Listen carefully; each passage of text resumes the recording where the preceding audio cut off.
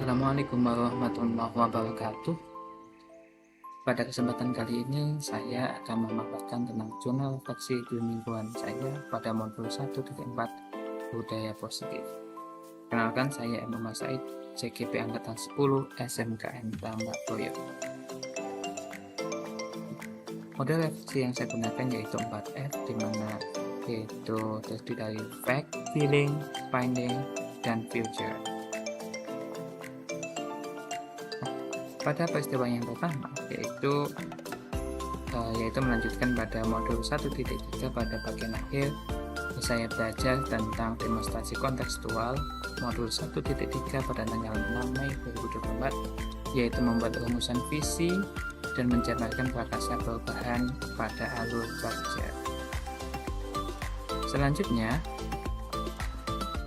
modul 1.3 dilanjutkan dengan melaksanakan elaborasi pemahaman tanggal 7 Mei tahun 2024 dengan pemateri Ibu Melaili SPD MPD. Kemudian dilanjutkan dengan membuat koneksi antara materi dan aksi nyata. Kemudian pembelajaran dilanjutkan pada modul 1.3, yaitu saya belajar mulai dari pendahuluan dan forum komunikasi modul 1.4, mulai dari diri, kemudian eksplorasi konsep yang meliputi disiplin positif dan nilai-nilai kebajikan universal. Yang kedua, teori motivasi, hukuman, penghargaan, dan restitusi. Yang ketiga, keyakinan kelas. Yang keempat, tentang kebutuhan dasar manusia dan dunia berkualitas. Kemudian yang kelima yaitu tentang 5 posisi kontrol. Kemudian yang keenam yaitu tentang segitiga restitusi. Fakta selanjutnya pada modul 1.4. Aktivitas modul 1.4 dilanjutkan yaitu melaksanakan kolaborasi yaitu dengan teman-teman CGP angkatan 10 kelas 229 yang difasilitasi oleh Ibu Bonda Narinawati SPD. Pada ukol yang pertama, di sini kita dibentuk menjadi 3 kelompok, yaitu mendiskusikan tentang studi kasus 5 posisi kontrol. Kemudian dilanjutkan dengan ukol kedua, yaitu tanggal 22 Mei, yaitu mempresentasikan hasil diskusi dan tanya jawab seputar 5 posisi kontrol tersebut. Selain tentang presentasi, pada ukol kedua juga didiskusikan tentang dampak positif budaya positif, terutama restitusi dan juga kendala-kendala dalam melaksanakan restitusi di sekolah masing-masing. Kemudian perasaan saya ketika melakukan pembelajaran ini, yang pertama saya merasa senang sekali, antusias dalam belajar tentang posisi kontrol siswa. Kemudian yang kedua, pada modul ini saya merasa senang karena dapat mempraktekkan langsung segitiga restitusi pada murid dalam menyelesaikan masalah. Yang selanjutnya, saya sangat bersemangat untuk berlatih, untuk beralih dari posisi kontrol sebagai menghukum dan membuat orang merasa bersalah menuju posisi kontrol yang lebih baik, yaitu sebagai manajer. Pembelajaran yang saya dapat dari sini yaitu tentang modul ini saya belajar tentang makna kontrol dari paparan teori kontrol Dr. William Glasser serta miskonsepsi yang terjadi di kehidupan sehari-hari, serta belajar tentang perubahan paradigma stimulus respon pada teori kontrol.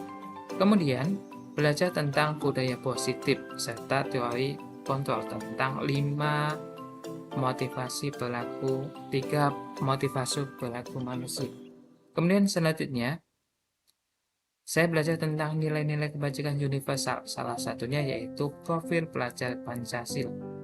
Yang selanjutnya belajar tentang hukuman dan penghargaan dan konsep pendekatan restitusi dalam perbedaan di antara ketiganya. Selanjutnya, belajar tentang proses pembentukan dari peraturan-peraturan beralih ke keyakinan kelas, serta belajar menganalisis peraturan-peraturan di sekolah saya, apakah akan bisa menjadi keyakinan kelas atau keyakinan sekolah. Selanjutnya, nah di sini juga belajar tentang kebutuhan dasar yang menjadi motif dari tindakan manusia, baik murid maupun guru, seperti yang saya temukan. Belajar tentang dampak tidak terpenuhinya kebutuhan dasar terhadap pelanggaran peraturan dan tindakan yang tidak sesuai dengan nilai kebajikan. Belajar tentang bagaimana peran di sekolah, guru upaya menciptakan lingkungan belajar dan pemenuhan kebutuhan anak yang beragam.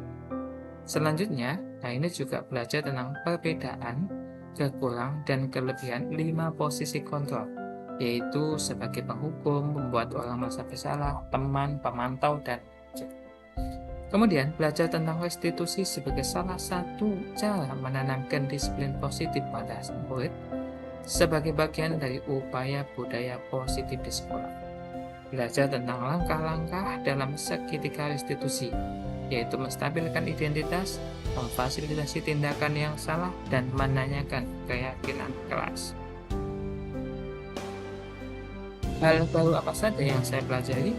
Yang pertama, hukuman dan penghargaan tidak mengubah perilaku murid.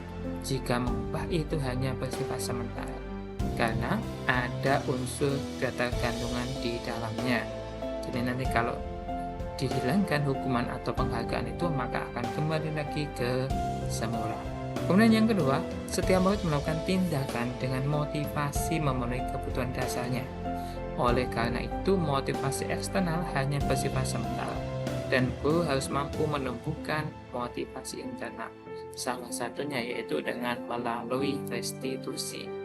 Yang ketiga, nah dalam menyelesaikan masalah, harus sebisa mungkin menempatkan diri dalam posisi kontrol manager.